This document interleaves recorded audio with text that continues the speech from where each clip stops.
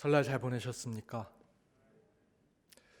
신축년 소해해라고 해서 사람들은 이렇게 인사하더라고요. 2021년 행복한 일로 가득하소, 부자 되소, 건강하소, 복 많이 받으소.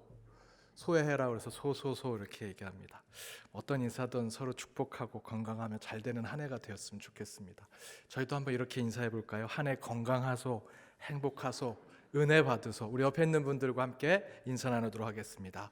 건강하소, 행복하소, 은혜 나누소. 한 해 더욱더 은혜가 차고 넘치시고 행복한 한 해가 되시기를 바랍니다. 마태복음의 말씀 58번째 신앙고백과 축복이라는 말씀의 제목으로 함께 말씀을 나눠보고자 합니다. 예수님께서 갈릴리를 중심으로 가르치시고 고치시고 또 말씀을 전파하시는 사역을 하시다가 그 갈릴리 북쪽 조금 더 올라가서 빌립보 가이사라 빌립보라고 하는 도시에 가십니다. 그곳에서 예수님께서 제자들에게 이런 질문을 하시죠. 사람들이 나를 누구라 하느냐? 이에 대해서 제자들은 예수님을 세례 요한, 엘리야, 예레미야 또 선지자 중에 한 사람이라고 얘기합니다 라고 얘기하죠. 이에 예수님께서 그러면 너희는 나를 누구라 하느냐라고 질문하십니다. 그의 시몬 베드로가 16절에서 이렇게 얘기하죠. 주는 그리스도시요 살아계신 하나님의 아들이십니다 라고 답을 합니다. 그러자 예수님께서 그 베드로에게 무엇을 주십니까? 17절을 함께 읽어보겠습니다. 예수께서 대답하여 이르시되 바요나 시몬아 내가 복이 있도다. 이를 내가 알게 한 이는 혈육이 아니요 하늘에 계신 내 아버지이시니이다. 예수님께서 무엇을 주십니까? 신앙 고백을 했는데 주는 그리스도시요 살아계신 하나님의 아들입니다 라는 고백을 했더니 예수님은 복을 주셨다라고 성경은 기록하고 있습니다. 16절에 주는 그리스도시요 살아계신 하나님입니다 라고 하는 이 표현은 보통 우리가 얘기하는 신앙 고백의 표현이죠. 그렇게 예수님이 하나님의 아들입니다 라는 그 신앙 고백을 하니 예수님은 그에게 복을 허락하셨다라고 성경은 증거합니다. 이런 신앙 고백은 단순히 종교적인 결의, 다짐, 결단을 하는 것에 머물지 않습니다. 오늘 본문의 말씀대로 보면 이 신앙 고백에 대해서 예수님은 그래 잘했다, 잘 얘기했다 칭찬하는 것으로 끝나지 않습니다. 당연히 그렇게 얘기해야지 라는 것으로 끝나지 아니하고 오히려 예수님은 베드로가 그렇게 신앙을 고백한 것에 대해서 복을 주고 계시더라 라는 것입니다. 사랑하는 여러분, 예수님은 나의 구원자, 그분은 살아계신 하나님의 아들입니다 라는 이 신앙 고백은 단순히 저와 여러분이 세상에서 내 종교는 기독교입니다 라는 것의 표현이 아닙니다. 주는 나의 하나님이십니다 라는 이 신앙 고백을 하면요, 하나님은 저와 여러분에게 복을 주신다고 증거하고 있습니다. 사랑하는 여러분, 주는 그리스도이십니다 라고 하는 고백으로 하나님의 복을 충만히 받으시는 저와 여러분, 우리 연동교회 모두가 되기를 주님의 이름으로 축복합니다. 그런데 여러분이 신앙 고백하는 저와 여러분에게 주시는 그 하늘의 복이 세상에서 얘기하는 그 복과 동일할까요? 한자에는 부요할 부자라는 한자가 있습니다. 그런데 이 부자가 쓰여진 것을 잘 보면 부요할 부자 아래 밭전자가 있지요. 이 밭전자는 저와 여러분이 때로는 너무 좋아하는 물질, 세상의 재물, 돈을 상징하는 것입니다. 바로 이 밭전자에 높을 고자가 합해져서 쓰여진 것이 부요할 부자입니다. 부자라고 표현할 때 이 부자지요. 바로 이 밭전, 물질, 하나님이 넉넉히 주시는 재물, 돈, 이것이 높은 데까지 쌓아 올려지는 것이 부요할 부자, 부자가 된다라는 표현입니다.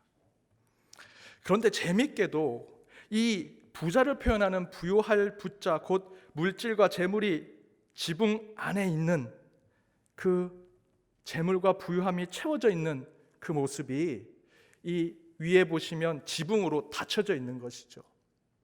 그러니까 저와 여러분의 재물이 그 밭전자로 넉넉하게 들어있는 것에 지붕이 딱 막혀져 있으면 그 안에 넉넉히 채워져 있는 것이 부자가 되는 모습이죠. 부유할 부자가 되는 것입니다. 그런데 이것이 세상에서 얘기하는 부자에 대한 모습이라면 하나님의 복자를 한자로 표현하면 이렇게 되어 있습니다. 복복자인데요, 여기 안에 보일 시자와 부유할 부자에 아까 말씀드렸던 그 지붕이 없는 그 부자가 서로 합해져 있는 모습으로 되어 있습니다. 다시 말씀드리면 앞에서 말씀드렸던 하늘이 준 그 재물, 그 물질, 그것이 지붕으로 가득 채워져서 가득 있는 것이 부유할 부자라면 그 지붕을 열고 하늘이 그 가운데 그 물질과 넉넉함을 가득 채워주는 것, 이 보일 시자는 하나님의 계시라고 하는 표현할 때 쓰이는 표현입니다. 그러니까 하늘이 물질을 채워주는, 그 집의 지붕을 열고 가득 채워주는 모습이 복이라는 것이죠. 부유할 부자의 지붕을 열고 하늘에 있는 신이 그 가운데 넉넉하게 채워주는 것, 그것이 세상이 말하는 복이라는 것입니다. 그런데 우리 믿는 사람들도 그 복을 그대로 사용해야 할까? 우리 믿는 사람들에게는 이 복자에 한 가지 더 의미를 가지고 와야 합니다. 그것이 뭘까? 한자로는 이 보일 시자라고 하는 것은 실제로 한 가지 더 의미가 있습니다. 베풀시입니다. 이를 치르어 벌리다, 도와주어 혜택을 주다라고 하는 뜻이 한 가지 더 있습니다. 따라서 저와 여러분과 같은 그리스도인들이 하나님의 복을 한자로 표현할 때 하늘에서 내려와 그 지붕을 열고 가득 그 물질과 재물을 채워주는 것으로 복을 받는다라는 것에 머무는 것이 아니라 그 가운데 지붕을 열고 곳간의 문을 열고 하늘이 채워준, 하늘의 하나님께서 우리에게 넉넉하게 채워준 그 부를, 그 재물을, 그 사랑과 은혜를 세상에 전하고 베풀고 나눌 때 우리 믿는 자들에겐 그것이 진정한 복이라는 것입니다.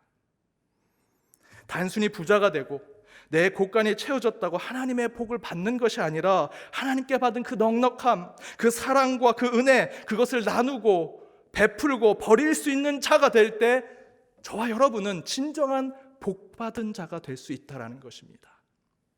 바로 오늘 말씀에서 베드로가 16절에서 신앙 고백한 것에 예수님께서 내가 복이 있다라고 말씀하심으로 예수님을 믿게 되니 부자가 되었고 곳간이 채워졌다라는 것으로 우리가 복을 받았다라는 것으로 끝나는 것이 아니라 그것을 뛰어넘어서 그렇게 하늘의 문을 여시고 지붕을 열고 우리에게 넉넉히 채워준 그것을 우리의 곳간의 문을 열어서 곳곳의 사람에게 베풀고 나누고 버릴 때 우리는 진정한 하나님의 복을 받은 자가 된다라는 것입니다. 그래서 저는 오늘 이 말씀의 제목을 진실되게 신앙 고백하는 자들에게 하나님은 축복을 주신다, 그래서 신앙 고백과 축복이라는 제목을 붙였습니다. 그렇다면 베드로는 주는 그리스도시여 살아계신 하나님의 아들이라는 이 신앙 고백을 한 것으로 어떤 축복을 받았을까요? 오늘 본문의 말씀을 통해서 먼저 어떻게 신앙 고백할 때 하나님은 우리에게 복을 주실까? 내 곳간을 가득 채우시고 그 문을 열어 많은 사람들에게 베풀 수 있는 복을 주실까? 또한 그 신앙 고백만으로도 주시는 하나님의 복은 무엇일까? 오늘 본문의 말씀을 살펴보면서 함께 나눠보고자 합니다. 우리는 신앙 고백을 어떻게 해야 하나님의 복을 받을 수 있을까? 그 첫 번째는 입으로 소리내어 고백할 때 하나님께서 우리 신앙 고백을 통해 복을 주신다라는 것입니다. 입으로 소리내어 고백할 때. 예수님이 물어보시죠. 사람들이 나를 누구라 하느냐? 그의 제자들이 선지자 중에 하나라고 얘기합니다. 그리고 나서 예수님이 다시 질문합니다. 너희는 나를 누구라 하느냐? 그때 16절에서 주는 그리스도시요 살아계신 하나님의 아들이십니다 라고 하지요. 그런데 누가 그렇게 얘기했습니까? 성경은 분명하게 기록하고 있습니다. 시몬 베드로가 입을 벌려 그렇게 고백하고 있다라고 증거합니다. 아마도 그 자리에는 많은 제자들이 있었을 것입니다. 그 제자들도 다 마음속에 그 고백을 하려고 준비하고 있었겠지요. 당연히 예수님이 그리스도요 살아계신 하나님의 아들이라 마음속에 품고 있지 않았겠습니까? 분명히 베드로 외에 제자 중에 마음으로 신앙 고백을 준비한 제자들이 있었을 것입니다. 그러나 예수님께서 빌립아, 네가 마음속에 나에게 나를 구원자라고 고백하려고 준비하고 있었구나. 도마야, 네가 그렇게 생각으로 나에게 신앙 고백을 하려고 했구나. 칭찬하거나 그들에게 복을 주지 않으셨습니다. 다 마음속으로는 신앙 고백을 준비했지만 그들에게 다 주지 않으셨습니다. 예수님은 입으로 시인한, 입으로 신앙 고백한 베드로에게 내가 복이 있도다라고 말씀해 주셨습니다. 우린 그것을 기억해야 합니다. 이에 대해서 바울도 로마서 10장 9절에서 10절에 이렇게 증거합니다. 함께 읽어보겠습니다. 내가 만일 내 입으로 예수를 주로 시인하며 또 하나님께서 그를 죽은 자 가운데서 살리신 것을 내 마음에 믿으면 구원을 받으리라. 사람이 마음으로 믿어 의에 이르고 입으로 시인하여 구원에 이르느니라. 이처럼 여러분, 입으로 주님을 나의 구원자로 고백하는 자들이 되어야 합니다. 마음으로 믿어 의에 이르러서 반드시 입으로 시인하고 그 주님을 고백할 때 그것이 나의 신앙이 되고 그 신앙의 삶을 살아갈 때 하나님께서 저와 여러분에게 복을 주신다라는 것입니다. 한 청년이 상담하러 왔습니다. 5, 6년 동안 한 자매를 너무나 사랑하고 사모했는데 잘 열매가 맺어지지 않는 것입니다. 그래서 제가 중재하기로 했습니다. 그 자매를 따로 불러서 야, 그 형제가 너를 5, 6년 동안 사모하고 사랑했대. 너 좋아했대. 너 알고 있었니? 아, 목사님 전혀 몰랐어요. 그 오빠가 저를 좋아한다고요? 전혀 몰랐어요. 야, 5, 6년 동안 너를 좋아했다는데 아는 어떤 표현도 받지 못했어? 아, 전혀 몰랐어요. 눈치도 못 챘어요. 그래서 좀 이상하다 생각해서 그 형제를 따로 불렀습니다. 야, 너 도대체 5, 6년 동안 그 자매를 좋아했는데 아무것도 하지 않았니? 그때 그 청년이 하는 대답이 우리의 잘못된 신앙을 보여줍니다. 목사님, 저는 기도만 했어요. 기도하면 하나님이 다 들어주신다고 해서 기도만 했어요. 여러분, 저와 여러분이 그러지 않습니까? 속으로, 마음으로만 하나님 사랑합니다, 이웃을 사랑하겠습니다, 속으로 마음으로 많이 하죠. 그런데 여러분, 그것을 입으로 고백하십니까? 세상에 표현하십니까? 그 세상에 표현한 것을 어떻게 하든 실천하고 행동하려고 노력하십니까?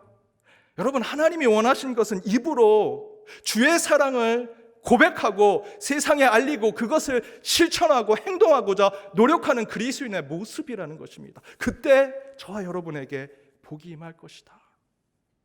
사랑하는 연동교회 성도 여러분, 기도는요, 하나님의 마음을 바꾸는 것입니다. 저와 여러분의 정말 나약한 자지만, 연약한 자지만 하나님의 자녀된 권세로 저와 여러분이 받은 것은 내 아버지 되신 그 마음을 기도 가운데 바꿀 수 있는 것이 우리의 능력이죠. 우리의 권세입니다. 하나님 자녀된 권세지요.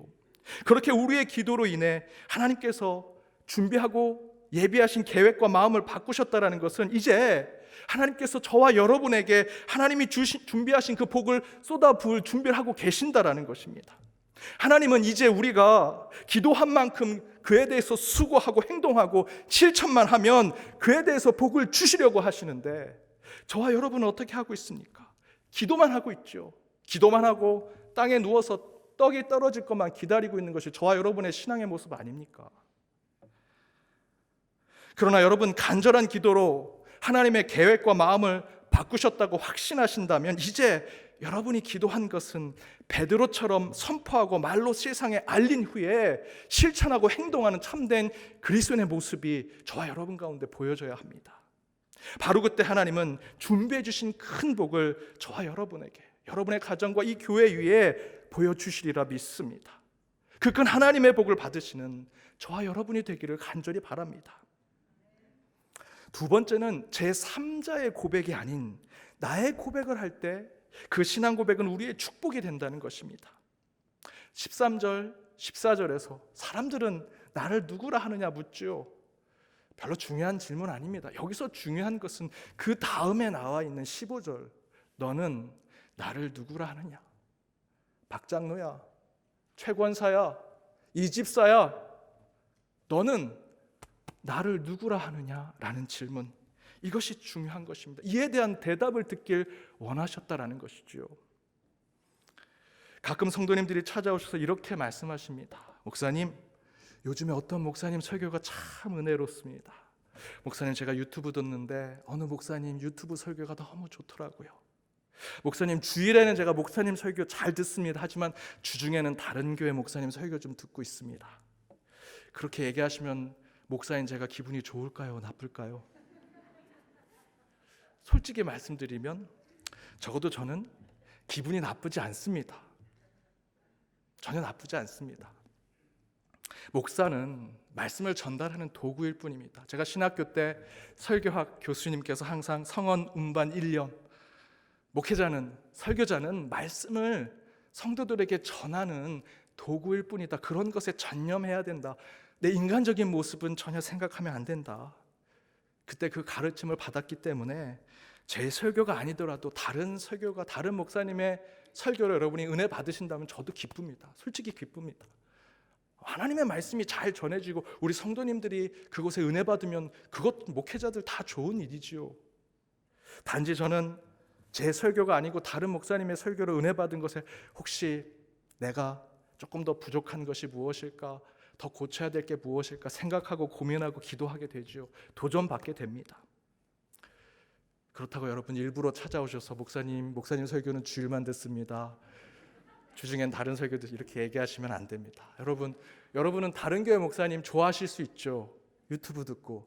저는 다른 교회 성도가 누군지 모릅니다. 저는 오직 연동교회 성도님들만 사랑하고 여러분만 알 수 있습니다. 그래서 여러분이 섬기는 교회 목사님을 더 사랑해 주셔야 합니다. 그런데요, 제가 딱 한 가지, 그렇게 말씀하시는 분들한테 화가 날 때가 있습니다. 마음이 불편할 때가 있습니다. 그렇게 좋은 목사님 설교 그렇게 많이 들으시는데 그분들의 삶은 변하지 않습니다. 그분들의 신앙과 믿음, 그 성숙한 그리스도인이 되지 않는 모습을 볼 때 저는 무척이나 화가 나고 마음이 불편합니다. 제3자의 메시지, 제3자의 교훈과 간증, 설교에 그렇게 말은 잘하시지요.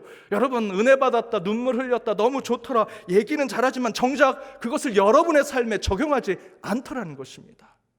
제 아무리 은혜로운 설교 많이 들으면 뭐합니까? 유명한 목사님들의 설교 주중에 계속 들으면 뭐합니까? 내 삶에 적용하지 않고 내 믿음의 삶에 드러나지 않는데, 제3자 다른 사람, 유명한 목사님의 간증과 신앙 고백, 결단, 제 아무리 듣고 여러분 눈물을 흘리고 은혜 받았다고 말해도 그것이 여러분의 것이 되지 아니하고 나의 신앙의 고백이 되지 않는다면 아무 소용이 없는 것입니다. 사랑하는 여러분, 우리 주님이 듣고 싶으신 것은 다른 사람이 말하는 신앙 고백이 아닙니다. 그 신앙 고백, 그 설교 듣고 은혜 받았어, 눈물 흘렸어, 그 얘기를 우리 주님이 듣고자 하는 것이 아닙니다. 우리 주님은 좀 서툴고 투박하고 부족해 보일지라도 여러분의 입술의 그 고백, 나의 결단된 삶을 보기 원하신다라는 것입니다. 여러분 주님의 복을 받기를 원하십니까? 제3자의 고백에 아멘 하는 것에 그 삶에 머물지 마시고요, 이젠 여러분이 입을 벌려 선포하십시오. 주님은 나의 구원자이십니다. 주님은 나의 살아계신 하나님이십니다. 고백할 때 하나님께서 여러분의 삶과 여러분 가정 위에 복을 충만히 주시리라 믿습니다.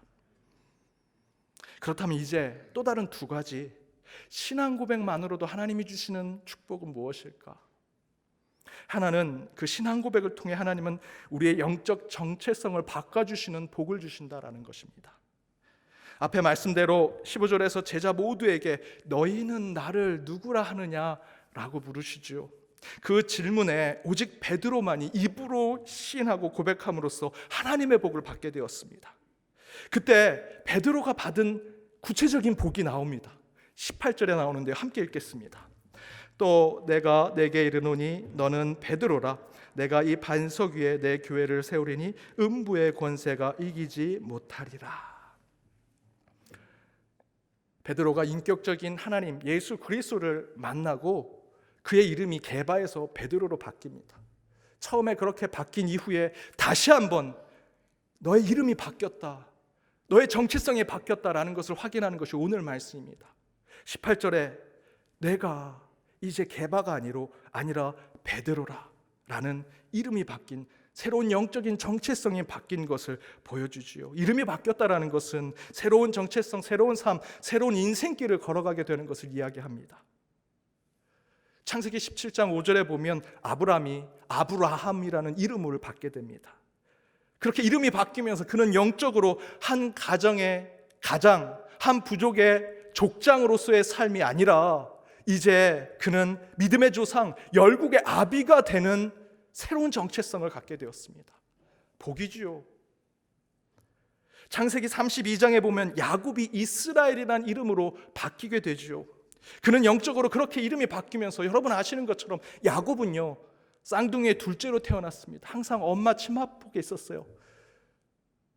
그가 늘 거짓과 속임수로 살았지만 그것이 잘못된 게 아니고 그는 그렇게 자신이 연약하게 이 땅에 온 것을 싸워서 이기려고 세상과 겨뤄 싸웠던 사람입니다. 세상에 겨루고 싸우려고 때로는 거짓과 속임수를 썼던 것이죠. 그게 야곱이었습니다. 그런데 그 이름이 이스라엘로 바뀌었습니다. 이스라엘의 이름이 무엇입니까? 하나님과 싸워 겨루다. 하나님과 싸워서 대결하다는 뜻이 아닙니다. 이제 하나님과 논쟁하면서 이 땅을 어떻게 하나님의 세상으로 바꿀까? 이스라엘이란 이름을 가지게 됐다라는 것입니다. 그렇게 새로운 이름으로 아브라함, 이스라엘, 이 두 사람은 새로운 정체성을 갖게 되는 복을 받게 되었죠. 이렇게 이름이 바뀌어 새로운 정체성을 갖게 되는 것은 곧 새로운 시선, 새로운 눈, 새로운 관점을 받게 되는 것입니다. 천주교는 이 사실을 그대로 가져와서 영세를 받으면 다 이름을 바꿔줍니다. 이름만 바꾸면 뭐합니까? 바뀐 이름대로 살아야죠. 그렇게 살지 않은 사람이 너무나 많습니다. 정작 중요한 것은 저희들이 이름이 바뀌는 것 같은 하나님의 눈을 갖는 것이 더 중요합니다. 아브라함의 눈에서 그 눈이 변화되어서 아브라함의 눈으로, 열국의 아비가 된 눈으로 세상을 보게 되는 것.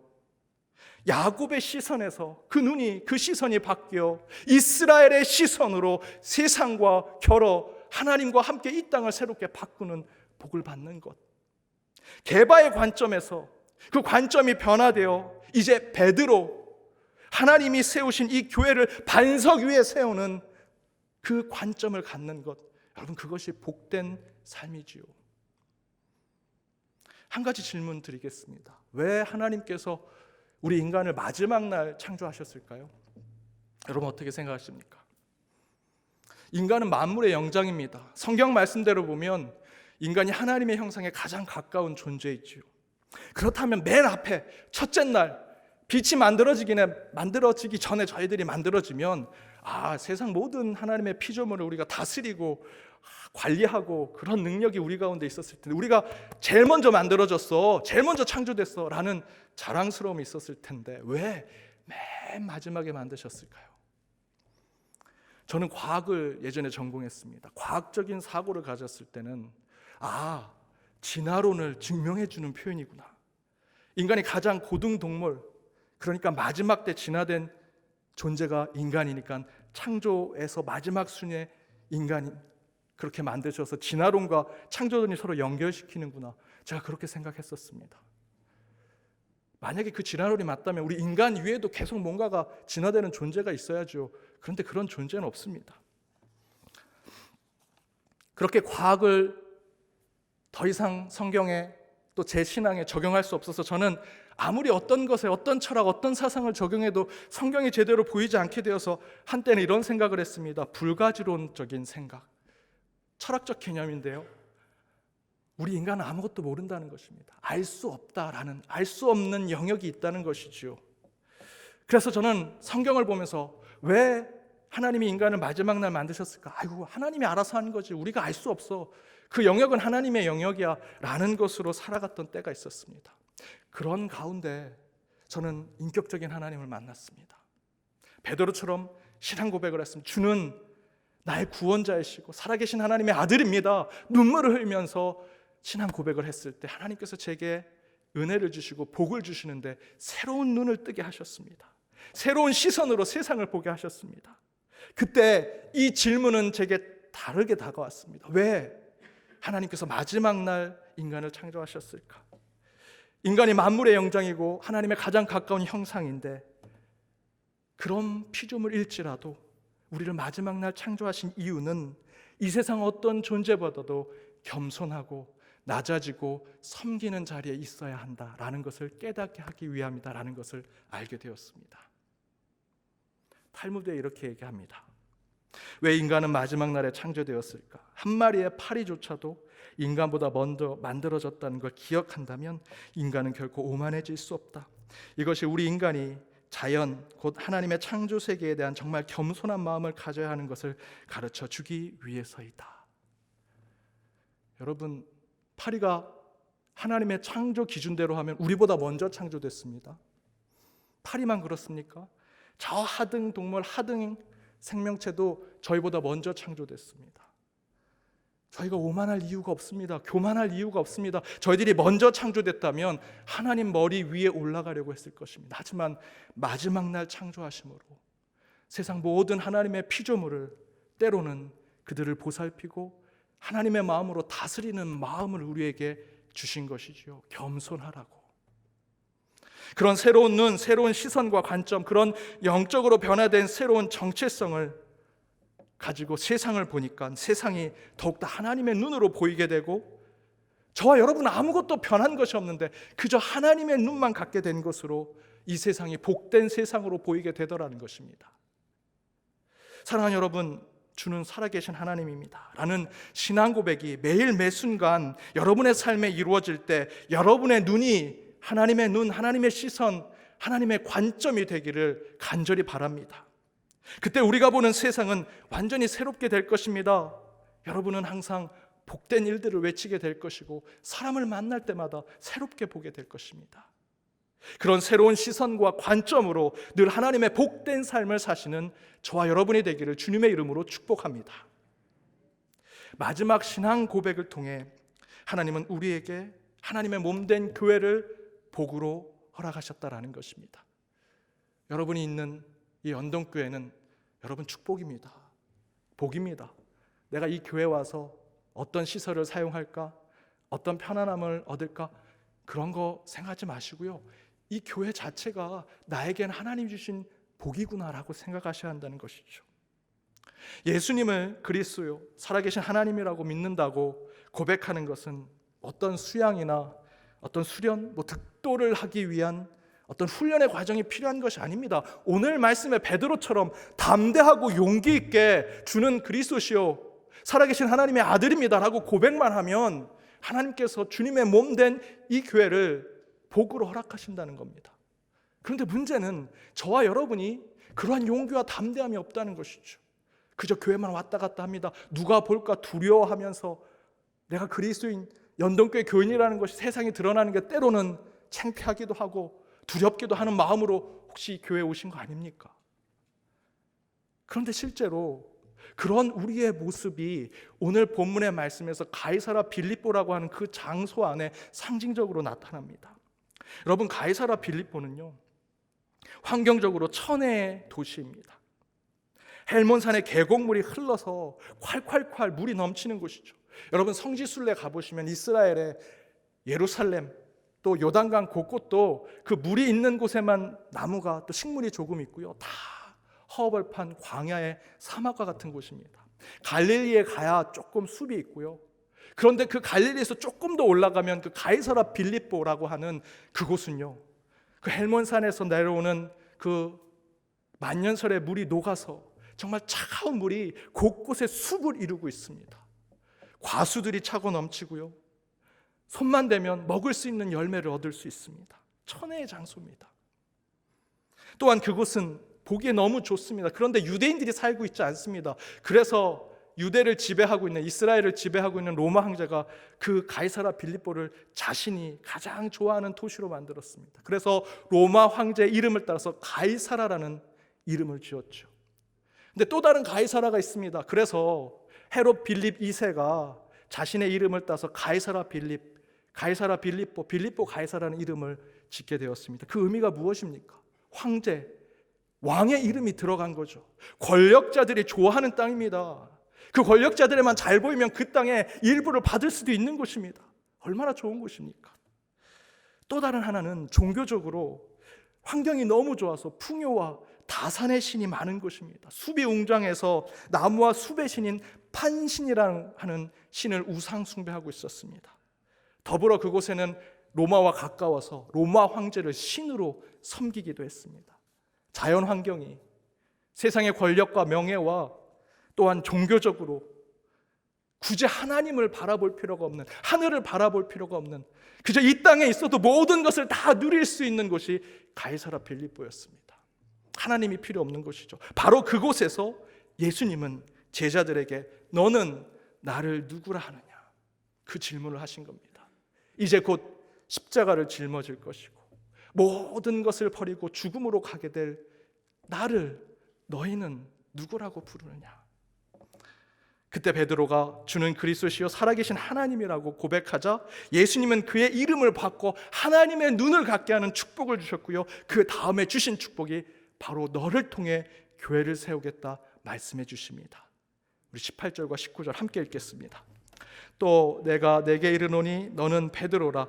내가 이 반석 위에 내 교회를 세우리니 음부의 권세가 이기지 못하리라.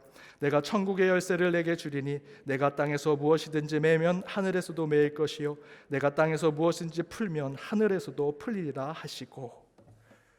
저는 이 말씀을 묵상하면서 지금의 우리의 상황이 코로나의 상황을 적용해서 보았습니다. 지금 교회가 얼마나 욕을 먹고 있습니까? 우리 믿는 자들도 이 믿음이 흔들리고 의심하기 아주 너무나 좋은 세상이 되었습니다. 예배도 대면해서 드리지 못하니 예배 중심의 신앙이 흔들리고 계속해서 그 믿음의 중심이 상실되어 가고 있습니다.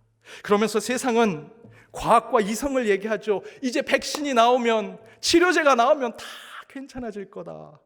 과학이 이 세상을 변화시킬 거다. 세상의 법과 시스템을 이야기합니다. 우리가 지침한 대로 잘 따라오면 문제가 없을 것이다. 그렇게 되고 있습니까?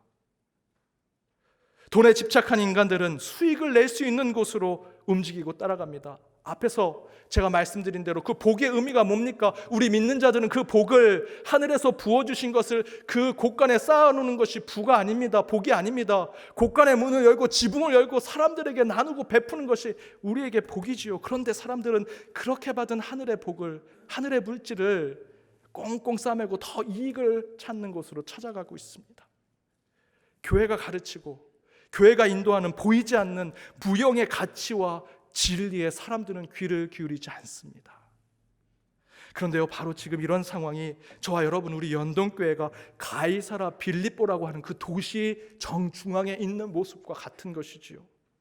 전혀 신앙 고백할 수 없고 주님을 주님으로 표현할 수 없으며 더 예배드릴 수도 없을 것 같은, 세상은 더 이상 신앙 고백할 수 없도록 만드는 곳이 되어가는 그 상황 속에서 예수님이 지금 저와 여러분 우리 연동교회를 향해서 물으시는 겁니다. 너는 나를 누구라 하느냐? 이미 세상이 천국이 되어가고 있는 이곳에 모든 것을 다 이루고 있다는 그곳에서 너는 나를 누구라 하느냐? 이에 베드로는 당당하게 주는 그리스도시요 살아계신 하나님이시다 라고 고백합니다. 그때 하나님께서 18절 19절의 말씀을 통해 이 세상 어떤 것도 흔들 수 없고 무너뜨릴 수 없는 반석 위에 세워진 교회를 내게 주겠다. 내게 열쇠를 주겠고 내게 이 땅에서 매면 하늘에서도 메어지고 이 땅에서 풀면 이 땅에서도 이 하늘에서도 풀어지게 하겠다라고 약속해 주십니다. 여러분 잘 보십시오. 19절에 마태복음의 말씀의 대부분은 하늘에서 땅으로 내려옵니다. 그런데 이 말씀에서는 어떻게 합니까? 땅에서 매면 하늘에서 매일 것이요 땅에서 풀면 하늘에서도 풀릴 것이다. 여기서의 땅은 교회가 세워진 곳을 이야기합니다. 베드로에게 그 교회의 축복을 주신 것이지요. 사랑하는 여러분, 저는 이 신앙 고백과 축복의 사건을 철저하게 믿습니다. 도저히 신앙 고백할 수 없는 상황에 있을지라도 저와 여러분이 진실되게 신앙을 고백한다면 반드시 하나님께서 먼저 세워진 이 연동교회를 지켜주시고 이 연동교회를 통해서 축복의 통로로 사용해 주시리라 믿습니다. 또한 저와 여러분이 살아가는 삶의 공간, 여러분의 일터, 여러분의 학교, 여러분의 가정을 통해 하나님께서 그곳에서 매면 하늘에서도 매게 하시고 그곳에서 풀리면 하늘에서도 풀리는 역사를 우리에게 보여주시리라 믿습니다. 여러분, 타락한 중세교회, 중세 카톨릭 교회를 보고 교회가 끝났다, 성직자들은 더 이상 믿을 수 없다라고 했을 때 오직 믿음, 오직 예수를 온전히 신앙 고백했던 루터와 칼빈, 종교 개혁자들을 중심으로 하나님께서 새로운 교회 역사를 보여주시죠. 그 개혁교회의 정신을 이어받은 것이 우리 연동교회입니다. 또한 유럽이 세계 대전으로 초토화가 돼서 바로 그곳이 지옥이구나 라고 하는 생각을 하게 만들었습니다. 지금의 우리나라의 인구 5천만 명이 그 유럽의 세계대전으로 죽었습니다. 그때 독일의 국가교회는 히틀러와 나치가 바로 하나님 나라요, 하나님의 구세주요 라고 외쳤던 그런 교회였습니다. 세상 모두가 독일 국가교회에 손가락질했죠. 하지만 그들이 전쟁으로 세계를, 그 유럽을 초토화시키니 그 말이 맞는가 보다라고 의심했습니다. 그때 본 회퍼를 중심으로 독일 고백교회 사람들이 모여서 하나님 앞에 주는 그리스도, 주는 히틀러가 아니라 주는 그리스도, 예수님만이 우리의 그리스도의 살아계신 하나님의 아들이라라는 신앙 고백을 끝까지 이어갔을 때 그 세계대전이 끝나고 유럽을 다시 재건할 수 있는 것은 바로 그 신앙 고백을 했던 그 교회였습니다. 지금 우리 시대도 마찬가지입니다. 지금은 코로나와 또 우리 교회 안에 있는 죄악으로 한국 교회가 엄청난 비난을 받고 신뢰가 땅바닥에 치고 있는 시대가 되었지만, 끝까지 저와 여러분이 예수님을 우리의 주인으로 고백하는 것을 붙잡고 그 겸손하게 주님의 때를 기다린다면 반드시 한국 교회가 귀한 역할을 하게 되리라 믿습니다. 하나님은 이 어려운 지경에 빠져 있는 이 세상을 교회를 통해 고치시고 회복시키실 것입니다. 그 복을 받기 위해 준비하는 저와 여러분이 되어야 합니다. 사랑하는 여러분, 교회를 떠나고 신앙 공동체를 등지고 신앙 고백을 버리게 하는 가이사라 빌립보와 같은 시대 속에서 주는 그리스도이십니다 라는 이 고백을 통해 교회를 지키고 교회를 다시 세우고 가장 작은 교회인 여러분의 가정, 여러분의 삶을 회복시키는 하나님의 참된 복을 받으시는 저와 여러분이 되기를 주님의 이름으로 축복합니다. 함께 기도하시겠습니다. 긍휼과 사랑의 하나님, 말씀을 갈망하여 성전에 모인 주의 백성들을 기억하여 주옵시며 오늘 선포된 말씀을 통해 세상에서 항상 승리하는 저희 모두가 되게 하여 주옵소서. 오늘 주신 말씀대로 진실된 신앙 고백을 통해 주의 축복을 넉넉히 받아 이기는 자들 되게 하여 주옵소서. 입을 벌려 신앙을 고백하게 하여 주옵시며 다른 이의 고백이 아닌 나의 고백을 주 앞에 드러나게 하시고 그 가운데 하나님의 시선을 갖는 축복과 교회를 허락받는 은혜로 새로운 해를 결단하는 연동의 모든 백성들 되게 하여 주옵소서. 그 복 가운데 감사가 차고 넘치기를 간절히 바라옵고 이 모든 간구 예수 그리스도 이름으로 기도드립니다. 아멘.